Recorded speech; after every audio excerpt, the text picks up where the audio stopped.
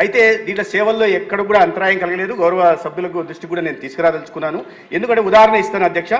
20 beneficiaries 2023-24 అంటే గత ప్రభుత్వం అధికారంలో ఉన్న చివరి ఆర్థిక సంవత్సరంలో 12,53,065 మంది దీని ద్వారా లబ్ధి పొందితే, అదే ఎన్టీఆర్ వైద్య సేవ ద్వారా కూటమి ప్రభుత్వం అధికారంలోకి వచ్చిన తర్వాత గత ఆర్థిక సంవత్సరం 24-25లో అది కాస్త 13,42,673 పెరిగింది అధ్యక్ష. అంటే 90,000 మంది అదనంగా లబ్ధి పొందారు. రెండో విషయం ప్రీ ఆథరైజేషన్లు ఇచ్చిన మొత్తం 2023-24 ఆర్థిక సంవత్సరంలో 3,758 కోట్లు అయితే, అదే మా ప్రభుత్వం వచ్చిన తర్వాత అధికారంలోకి వచ్చిన తర్వాత అది కాస్త 4,079 కోట్లకు పెరిగింది. అంటే దాదాపు దీంట్లో కూడా 260 కోట్లు పెరిగింది అధ్యక్ష.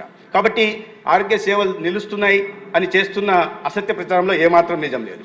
రెండో విషయం, ఎందుకు ఈ పెరిగింది ప్రీ ఆథరైజేషన్ అడ్మిషన్ బెనిఫిషరీస్ ఏమో 6.88% పెరిగారు అధ్యక్ష. ప్రీ ఆథరైజేషన్స్ అంటే చెల్లించిన మొత్తం 7.88% పెరిగింది. దీంట్లో పెరగడానికి కారణం ఏంటంటే అధ్యక్ష, ఒక రోబస్ట్ మెకానిజం పెట్టడం, ఎన్ఫోర్స్మెంట్ చేయడం ద్వారా పెరిగింది అధ్యక్ష.